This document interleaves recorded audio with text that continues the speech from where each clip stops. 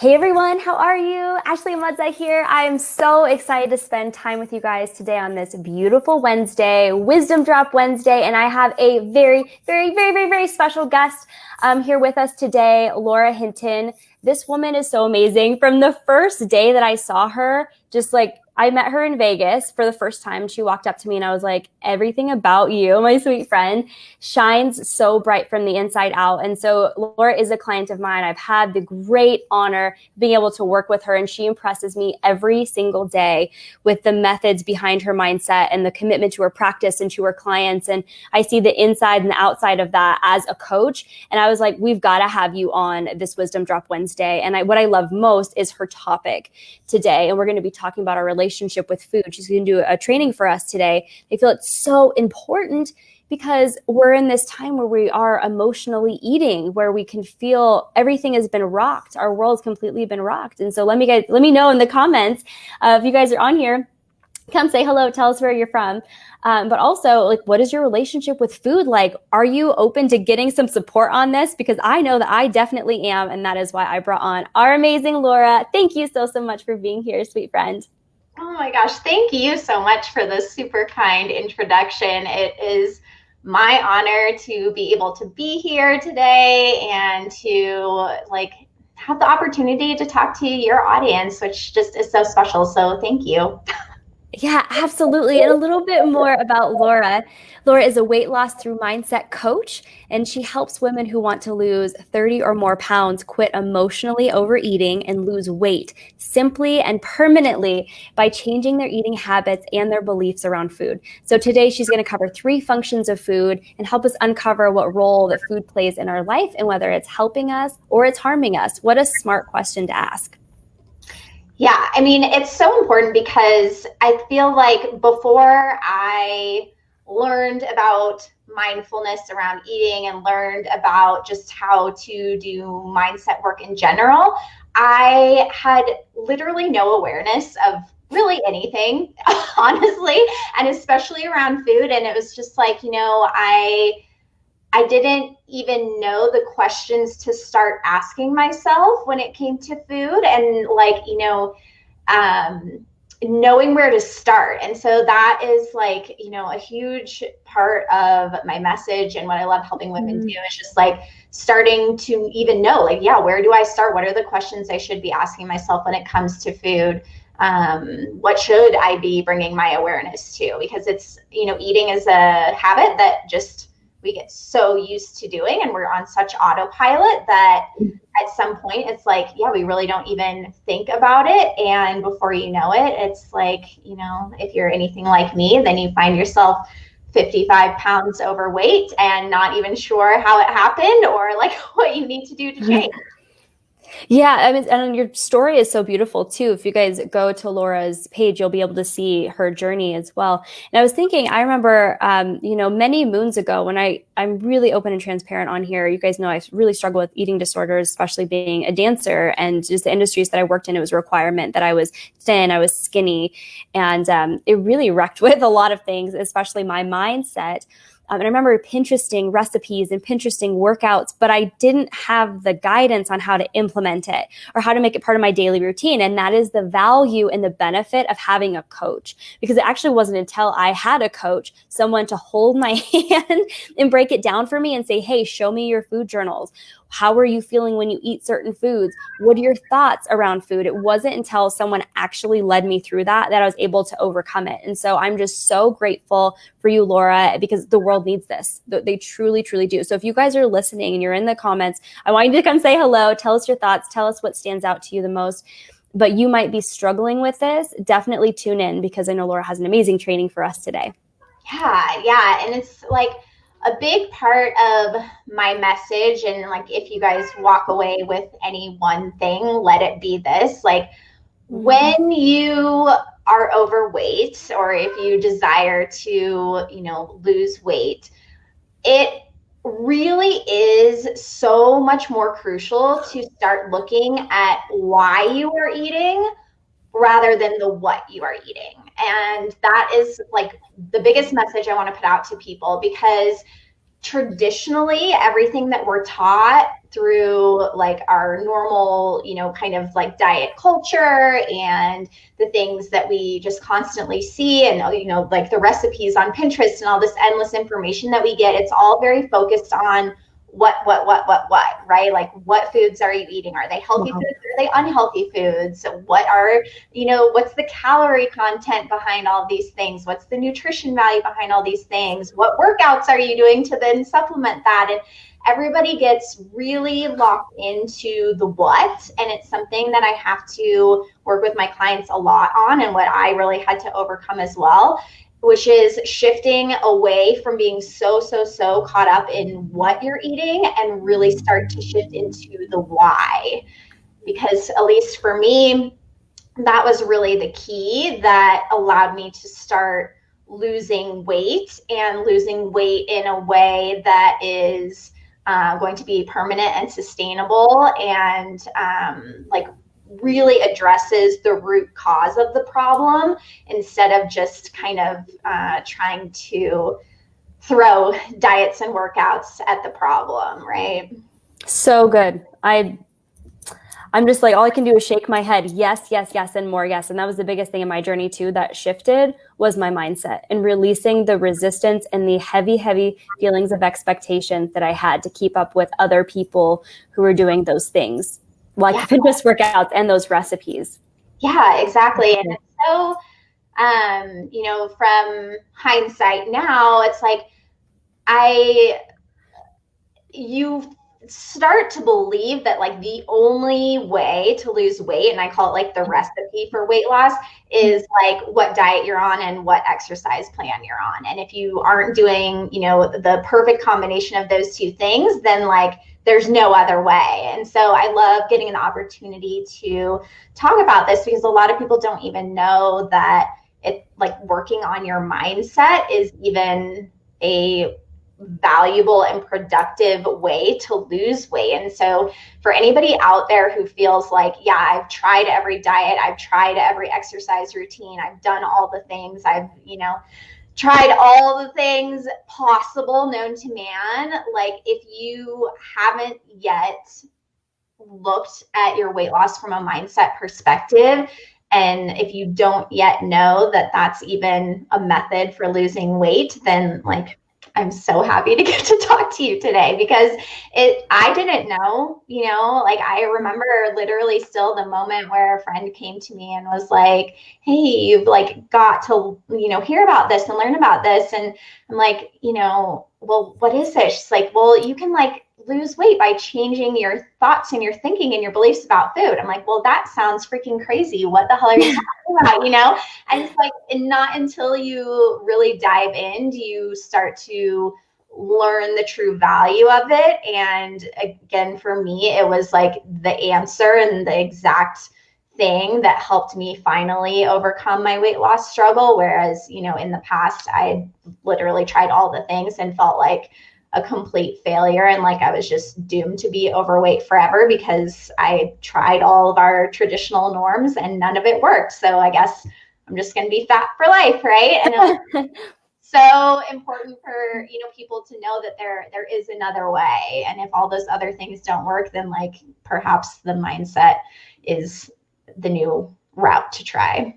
Yeah, it is. And I love that. It is, mindset is the new route to try. And now we're moving into this like new generation understanding of empowerment and loving your body. And even for me, being on Pinterest and things like that, you have all of these, some memes will address mindset, but it's more aggressive. Like, sweat is fat crying, like it's aggressive. Like, I get it, like kind of activates us, and it's like rage, but when you really that's one aspect of the mindset. But another really important part is the more feminine of like, body, what is it that you need? Addressing your hunger cues. And so there's many layers to the mindset. Yeah, you're so right. And it's funny, like looking at inspirational quotes and stuff like that. It's searching for one specific to like, body and health and weight loss and all that stuff. It's like, I can see so many of these like motivational quotes out there that I'm like, oh no, like no, don't listen to that. Like, not going to be helpful for you. And yeah, it is so important about, people think often that, mindset work is like, oh, I'll just tell myself positive affirmations. And if I just tell myself I'm like beautiful, thin, and perfect, then somehow I'll become that. And everyone knows that's just like, it's not how it works. The thoughts actually have to be believable for, change to happen. And so it's so much deeper than that. And it's like, some of those motivational and inspirational things about weight loss are just, you're like, no. Yeah. And I love our friend says, mindset is the new happy, healthy, and fit. And that is our mission. And that's what it should be. Like, I love that we're breathing life into that. And, if you guys are kind of teetering on, I want to know more, but I don't know where to go, I don't know what to look like, definitely stay tuned to this training and maybe even rewatch it, but connect with Laura, like 100%. I support and endorse. You guys know, like, I'm all about high tier practitioners who walk the walk and talk the talk and all the things. And even in our sessions, my mind has been blown of like how I'll share something with her. And then you have this like magic formula where you're like, you ask yourself a series of questions to get down to the root of it. And I was like, whoa, that's amazing. And imagine if you could do that with your food, in your relationship with food, and get down to asking the why and accessing the why we do it. Yeah. Awesome. Okay. Well, we can just get straight into this. And so what we're really focusing on for this training is what I'm calling the 3 functions of food. And it's really asking the question, like, what role or purpose does food serve in your life? And I've kind of categorized this down into 3 separate things. And the spoiler alert is that one of the categories is probably helpful and productive for you, and 2 are most likely the exact things creating a roadblock between you and your weight loss dreams or the body that you wish to create. And so we're going to look at those 3 things and kind of the subcategories that go under them. So the first thing to know is, and this was so eye-opening to me, I really think still it's like one of the things that sounds so simple but really blew my mind, which is anytime that you're eating other than for the physical sensation of hunger, so when your body is actually giving you physical clues, physical sensations to say like, hey lady, I'm hungry, I need food, you need to feed me. Like, anytime you're eating for reasons other than that, you are emotionally eating. Mm-hmm. And I didn't know that. Again, it sounds stupid to say now, but I really had this image of emotional eating as the girl under the blanket in her bed with a carton of ice cream crying because her boyfriend just broke up with her and her life is ruined. And I was like, well, that's not me. So I'm not an emotional eater. That doesn't fit. So no, that must not be my problem. I just need to work out more, right? I just need to do more cardio. And it's literally, if you are ever eating when your body is not giving you the clues that it's hungry, then it is emotional eating. And so the first 2 kind of functions of food, they are emotional eating, and they're kind of different sides of the same coin. So the first function that a lot of us see food as, the purpose it serves in our life is to avoid. Okay. Mm-hmm. So number 1 is avoid, and that's avoiding any kind of negative emotion or feeling of discomfort. So the 3 categories underneath avoid would be things like literally avoiding doing unpleasant things or needing to take a break. So you think about maybe you're working and you're doing a lot of stressful tasks at work, and it feels like, oh, I just need to get away from this. I just need a break. We tend to make our break a snack break, right? I'll just go and grab the snack and enjoy this little respite from this stressful work that I'm doing. Or it's way easier to go to the kitchen and fix yourself a sandwich than it is to make yourself clean your whole house, right? Something like not super pleasant. What we do instead is eat, right? Instead of having this like, kind of uncomfortable conversation with somebody I need to have, I'll just go have the snack instead. So we use food as a method to avoid that negative feeling. We want to avoid doing other things. So if that is you in the comments, like give us a hand up, give me an example of how you use food to take a break in your day. Okay, the second one is for comfort, for feeling better or for stress relief. So again, obviously there are going to be points in your day where you don't feel so hot, right? Like something just happened, you just had a conversation with somebody, you just, went through something in your day that triggered some kind of negative feeling or some type of discomfort. And so our brain immediately goes to seeking pleasure. That's our like primitive brain. One of its main functions is to seek pleasure and to avoid pain. And the way we've kind of been conditioned and what we've learned to do to appease that is to eat, right? And we even call it like comfort food. What are your comfort foods? What foods do you go to when you need that like hug? Nobody else is around to hug me. Can't hug anyone right now. So like what food is going to give me that hug? And so, anytime we don't want to really sit and experience whatever that negative emotion is, we're like, oh, food sounds like a way that I'll feel better, right? If I have that comfort food, if I have the cookie or the cake or the mac and cheese or the chips or whatever it is, like that distracts me from the negative emotion that I'm feeling. And it kind of like sweeps that under the rug temporarily. Okay. So that is you. Give us yes in the comments. And then the third kind of like function of food that fits under that avoid category is looking at food as a means of entertainment or something to do when you're bored. So again, this seemed really harmless to me, right? You're like, oh, boredom, like that's not really that awful of a thing, or like restlessness isn't that awful. But really, as humans, we don't like feeling that. And you can think about other ways that you maybe kind of again avoid this emotion of feeling bored or restless with like how many times you pick up your phone in a day, right? Like that's a really other common buffer that we use to avoid feeling bored or avoid feeling that restless feeling, right? We just like pick up the phone and scroll, and then while we're at it, we're like, and also I'll have some chips, right? Like, and I think it's why a lot of people find that then when they're trying to eat really well over the weekend, they're like, it's so much harder. It's like, yeah, because during the week, you're probably working and you're busy and you kind of fit within a schedule.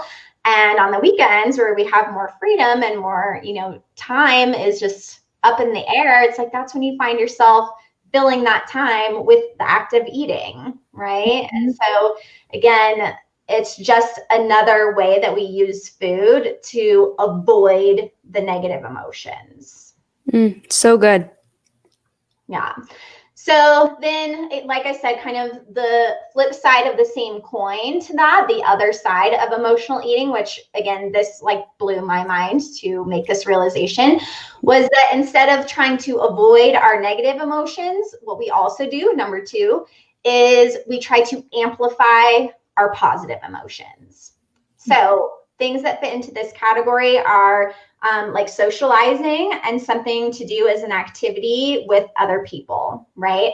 So when you think about getting together with your girlfriends, it usually is centered around coffee or going out to brunch or like having couples over for dinner, whatever it is. We really take those like social settings, and they almost always center around food, right? Even you think about going on vacation, it's like, well, where should we have breakfast? Where should we have lunch? Where should we have dinner? Where are all the places we're going to eat, right? It's like something to do as an activity that we're not feeling bad usually, right? We're like having fun with our friends, but we're like, oh, what's more fun is like then when we really indulge in eating. And like what's more fun than that is when we also add in drinking. So if you're somebody who like also drinks, which I definitely was, it's all the same stuff. Whether you're overeating or over drinking, the mindset fixes are the same. And so this is another like common one, and people get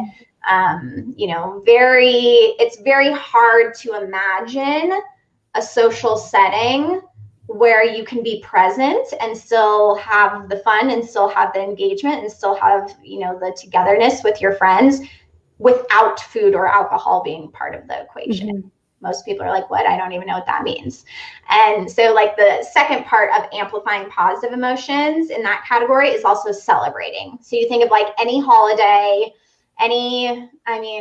event that feels like, it's something to be celebrated, when we're feeling these feelings of joy and happiness and positivity.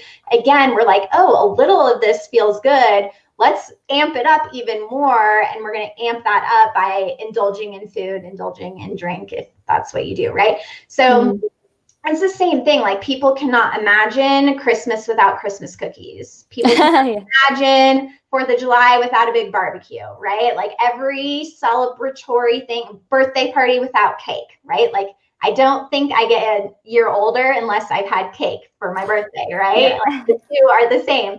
And so again, it's about bringing attention and awareness to the fact that not only are you possibly using food as a coping mechanism for the negative emotions, but you also might be using it to like amp up the positive emotions, happiness, joy, celebration, that type of thing, which that whole category of like emotional eating was something I was like, oh, that's just what we do, right? Yeah. It's like, it feels so normal. Society has normalized that so much, where you're like, yeah, like it's just what people do. But it was a huge thing that was contributing to my issues with being overweight. And it's definitely one that is very common in my clients as well. So it's important to look for both of those two things.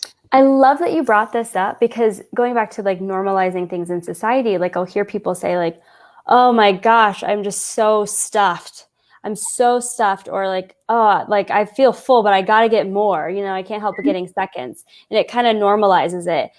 But for me, I'm like, if my body is stuffed, I've eaten too much, because it's telling my body like I ate too much and I don't feel comfortable. Yes. And that means I overate, I'm not shaming anybody or anything, or even myself for that. But I just noticed that's my cue of like, ooh, as soon as like the first time you set your fork down is usually when you're done. The first time. And we like keep eating because it's so good. But are we really honoring and respecting our body? Or are we dipping into, oh, it's so normal, I have to unbutton my pants? And there are a few other things I've heard, even like peer pressure. Of not only like what's on your plate and people judging that, like, oh, that's not enough. Come on, have some more, honey. Or you're not going to have another drink or a third drink. Come on. Like that peer pressure also normalizes overconsumption of food or of drinks. And we have a choice and a conscious decision as to, are we going to do that? And probably know we're going to feel like crap later, whether we're like super drunk or we end up having a really upset stomach because we're so full in your body. It takes a lot to digest all that food. Or are we going to honor our body and our cues that tell us, I think that I'm done? Yeah, exactly. You're so right. And you think about, like most restaurants, the amount of food that they serve for like your order is like an insane amount of food, right? And again, we normalize it so much because we're like, yeah, every restaurant just like, that's what my plate should be. And then you start preparing your plates like that at home, where you're just like piling on the food.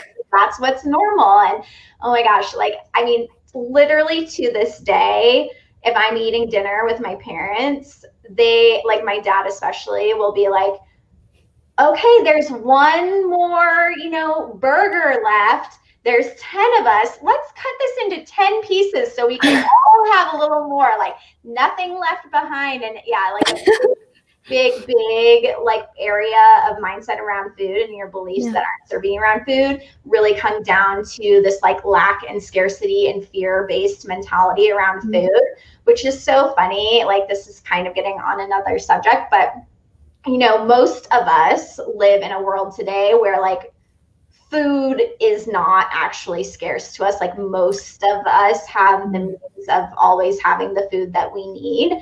And yet we still have all of these scarcity-based beliefs around food of like, oh my gosh, yes, like there's not going to be enough, or like we have all of these beliefs around food that have to do with waste. It's wasteful to throw away food. It's wasteful not to plate. You think of how many times you've heard or maybe said like, there's starving children out there that would be so grateful for this food. You better eat it and enjoy all of it, and all these things just compound. And again, before you know it, you've really conditioned your mindset to normalize all these eating behaviors that, like, if they work for you, fine and great. But if your end result is a body that you don't want, then that's when it's time to look, and examine these things. So like when you look at these two categories of avoiding negative emotions and amplifying positive emotions and starting to question these things, I always get this question from people, which is like, oh, so I can just like never drink again, or I can never have Taco Tuesday again because I'm just emotionally eating, or these things. It's like,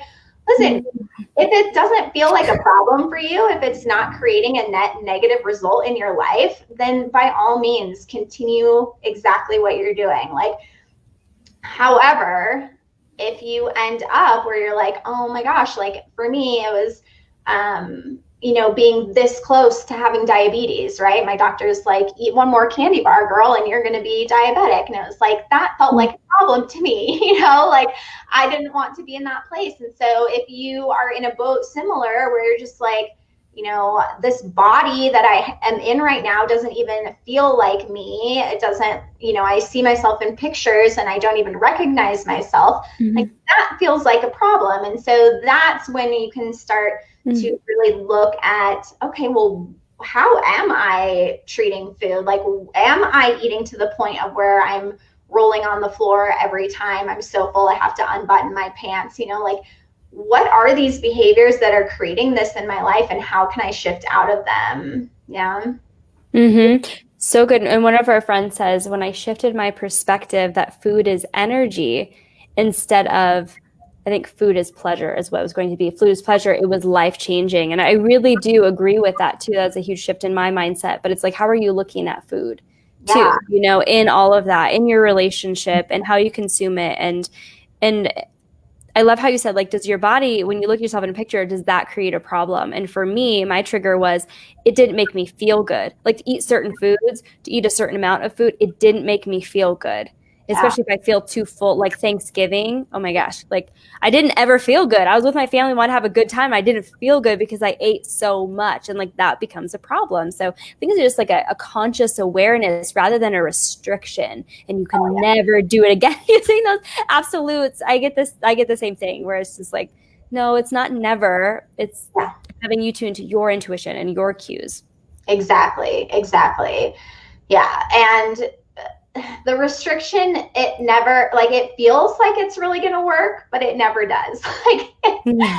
Like, again, coming kind of, it's the same thing as, I can hate myself into losing weight, right? Like, if I tell myself enough that I'm like disgusting and gross and, this awful person, that it will like somehow motivate me to lose weight. It never does. Like, it never, that line of thinking never creates that result. And so, yeah, it's really about, learning how to change your mindset so that you can have all of the foods. You don't have to be the person who's like, nope, can't bring that into my house, or nope, I can never go eat at that restaurant because I need to like avoid it, or I'll just like overdo it. You get to a place where you're like, yeah, all of these things can be present, and I know that I can trust that I can make the choices that I want to make and not like overdo it, and have that freedom from food instead of always being afraid of food. It's like a huge shift for. Ooh, so good. Yeah. Okay, so then the third and last function of food, and like this is the one that is like the one that we want to be eating from, which is answer. So we had avoid, amplify, not so good. And the one that we want is answer. So these 3 A's you can start asking yourself every time that you want to eat, which of these 3 A's am I taking action from? And so answering is just answering the call of physical sensation of hunger in the body. So again, most of my clients and myself, like, you really get so disassociated from your body's cues of what hunger actually feels like real, true physical sensation of hunger gets very mixed up with all the emotional hunger, because we're kind of taught that feeling hungry is a really bad thing. Like, we're taught to always have snacks with us so that we never feel hungry. You don't ever want to get too hungry because then you'll be hangry and act out. People won't like, like all that shit is just like made up stuff.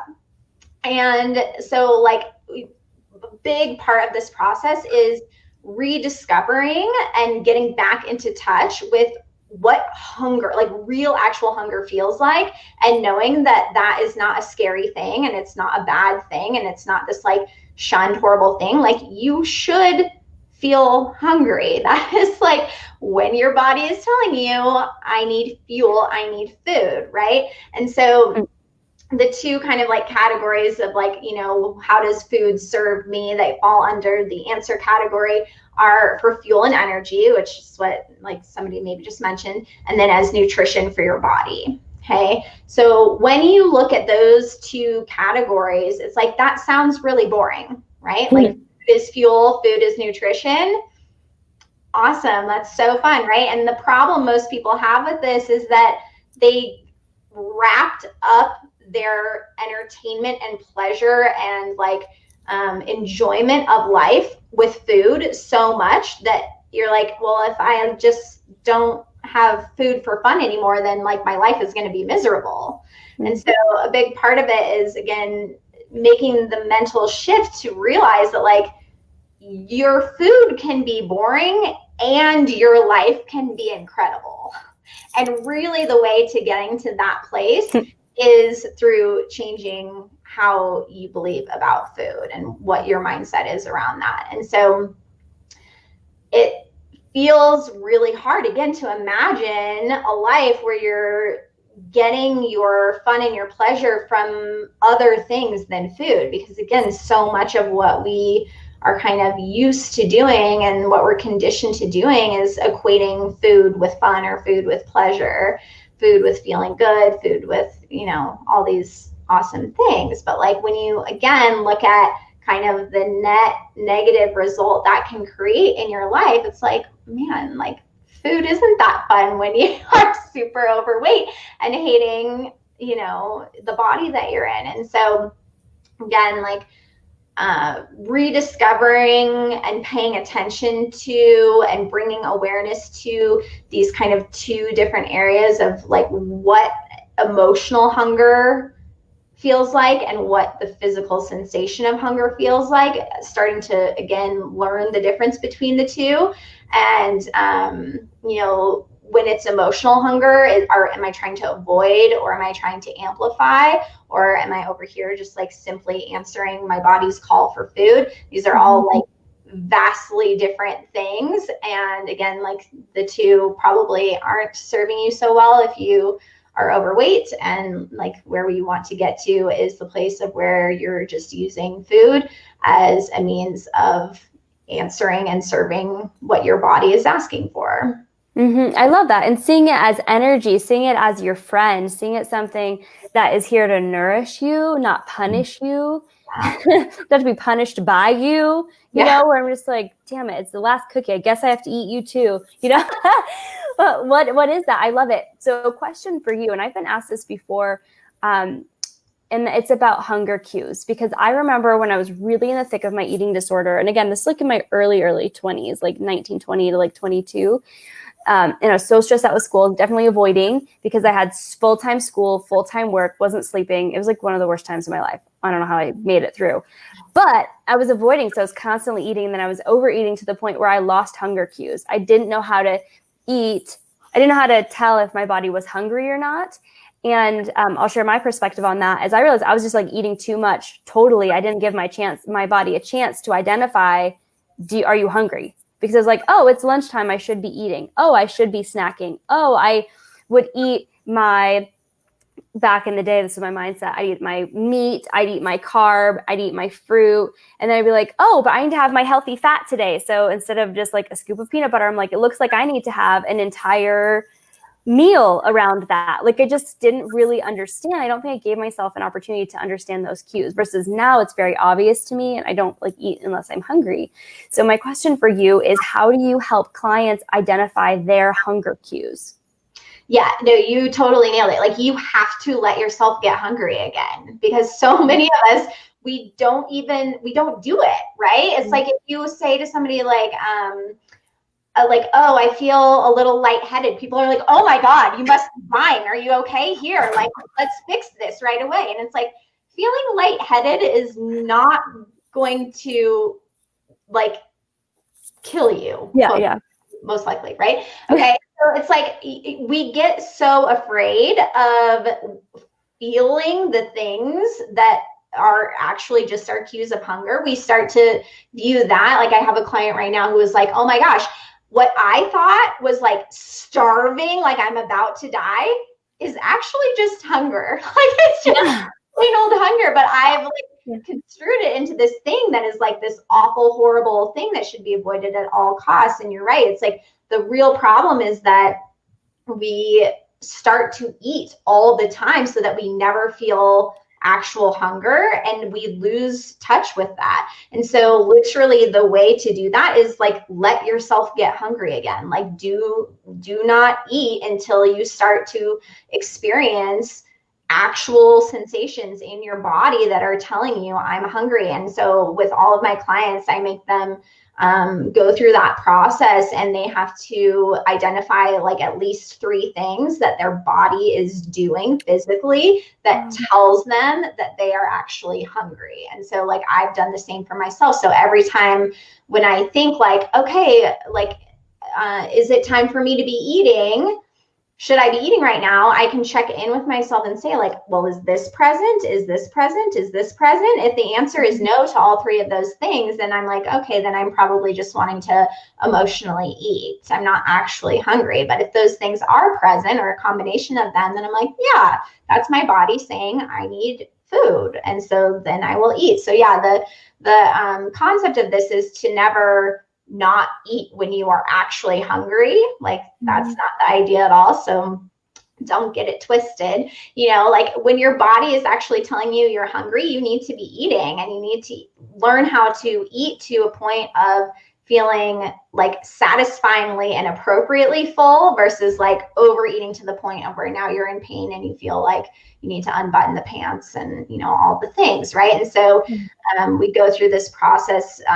It's called the hunger scale. And so it's about identifying these like kind of places on this scale where you're like, okay, this is where I am when my body is giving me those physical cues that I've identified. This is where it feels to be just like completely neutral. This is where it feels to be pleasantly full. This is like too much. We identify all of those places so that then they have a kind of a gauge and a map for every time that they're choosing to eat. I am so freaking proud of you and the fact this is what you've created in your practice. Thank you for like, so honored to have you on, and also for you to like share this with people, because I wish I had these tools. Like, at one point I went to Overeaters Anonymous because one of my friends was like, hey, you should check this out. And I was like, I don't know who I'm going to talk to about this. And it is kind of normalized, the idea of like eating, like, oh my gosh, the food is so good at the buffet, I'm going to go back. And I remember I went to this meeting, it was my first time, and I was like, I like making new friends. I guess this is what I'll do. And some lady, she came in with a big gulp and a burger from, I forgot where it was, like from Wendy's or something, but she had like the big gulp. But it wasn't like a regular cup. It was one that you buy that has like a handle on it, you know? And I was like, I don't know if this is going to be helpful. Like, you're at Overeaters Anonymous and you have a big gulp and a burger and you're eating it in the middle of the meeting. Like, it was just, to each their own, you know, maybe it works for some people, but I would much rather have had an amazing influence like you. And I'm just so grateful that you're doing this. So thank you. You are so welcome. Again, it's like, I am the same way. I'm like, how do more people not know about this? How was I never taught these things? Like, how was I like 34 years old before I ever realized any of this stuff? It's like, and that really fuels me forward in like, you know, my desire to spread the word to other people, to like share this work with other people, to be a coach, to help other women get through, you know, their struggles with weight in the same way that I did, because I totally know what it feels like to feel like you've exhausted all other options. And it's like just time to start accepting yourself for the way that you are. What like really what you just want is to be healthy and like, you know, have the body that you desire to have. And it's okay to want those things. And yeah, that's why I'm just really passionate about spreading the word about mindset and weight loss through mindset, because yeah, if somebody hadn't told me, then I would probably still be in a very bad place. Yeah, and most importantly, that it's possible, because both you and I have our own testimonies with this and the power of mindset. So I know that you have a gift. You're running, I don't know if it's like a special or what it's called this week with your audit. Do you want to tell our audience about that today? Yeah, so everything that we talked about today has been taken straight out of an eating behavior audit, which is an offer that I put out about like every 6 to 8 weeks. And it's really a survey and a free coaching call. So kind of 2 steps.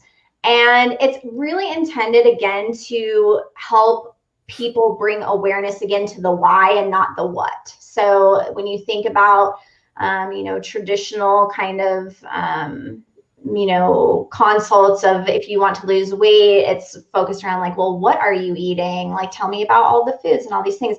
This has nothing to do with that. And it really just dives straight into all of the whys behind why you're eating. And so even just taking the survey will give you such a good insight into the types of things to that may be like driving that eating behavior that isn't serving you. But the great flip side of that is you fill out the survey and then you get an opportunity to do a free 30-minute coaching session with me, where together we can go through the survey, really identify what the like main roadblocks are between you and where you want to be with your body and with your health. So that, you know, from my perspective, I can kind of point out the things that may be causing you, you know, the most difficulty in your pursuit of weight loss. Mm-hmm. Genius. So if you guys are interested in accessing that, I do have the link above, and I will also post it below in the comments. And all of Laura's information is above, and I'll post it below as well. So you have access to her. If you have any questions, feel free to drop it in the chat. We do have a few other messages in here. One of our friends says, I follow you both on Instagram and you are both so inspirational. Thank you so much, sweet friend. And I wish I could see the faces, but it just says Facebook user on here. But another friend said, I want to learn to love my body. I have awful health issues and it makes it hard to get around. I want to see myself as healthy as strong. And I really empathize with you, my friend. I wish I knew who that was, but I really, really do. And I think when you say learn to love your body, it is something in this society that unfortunately we have to learn and relearn how to do. We loved our bodies as kids. We were naked, like we were discovering, you know, like what is that? Oh, it grows, you know, like we loved our body. We were so curious about it. And now as adults, when a part of our body grows, we're like, damn it. You know? Yeah, so we got to get back to loving ourselves. And I really do think that is the key. When you love yourself enough to invest in a coach that's going to help you get there. When you love yourself enough to take pause and ask, why am I doing this? What are the reasons behind it? What are the triggers? What are the belief systems? Like that's you truly showing up for yourself and truly loving your body. And I think that really is where it starts.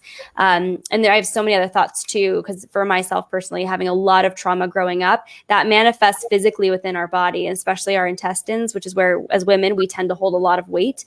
When we get scared, we go, right? And all of that gets shoved down right into our intestines, and that creates a lot of issues, health issues. Same with women in our throats too. If we're taught to be silent or seen and not heard, all of a sudden we'll get thyroid issues. So that's something that I specialize in from like a psychic and metaphysical perspective. And so super happy to support you, my friend. And just, we want to be that lighthouse for you guys and saying it is possible. And we are here. If you have any questions, so happy to connect. And Laura, again, thank you for being here. If you had one tip, pop question, if you had one tip that you can share with our audience today to help them elevate their life from mediocre to magical, what would you say? Oh my gosh, know that it's possible. And I feel like that is such an important message, just again, in general, whether it's weight loss or, anything else, is it's possible to change. And I know sometimes it feels like it isn't. Like, we really feel like every circumstance in our life is like forcing us into who we are. And it's not. You can change your perspective, you can change your mindset, you can change the way that you feel, you can change the way that you think without any of these other external things needing to be any different. Without that changing, you can be responsible for your own change from the inside. It is possible. It is possible to reach whatever goal that you want, whether again, it's with weight loss or with your business or with your family or your relationships. This work it's like the gateway to freedom and all of that. So it is possible to do what's possible. Oh, that is so good. Mic drop right there. I cannot wait to take a sound bite of everything that you just said, because we often delegate our power. And I thought about it too. I'm like, I had a baby, my skin is stretched out, stretch marks are real. And I was like, oh, maybe I'll go to the doctor, see if they can fix that up. Or let's look at the Photoshop and see if we could doctor that up. And it's why am I delegating my power to other people when you had said so beautifully, I forgot exactly what it was, but we have that power and that responsibility for ourselves too, to advocate for what it is that we want and stand in that and know that we don't have to give it away, but it's ultimately up to us. Exactly. Yes. Genius. So thank you, sweet friend. And thank everyone who is on here. We love you so much. Wishing you an amazing day full of amazing things, and we'll see you next time. Bye, guys.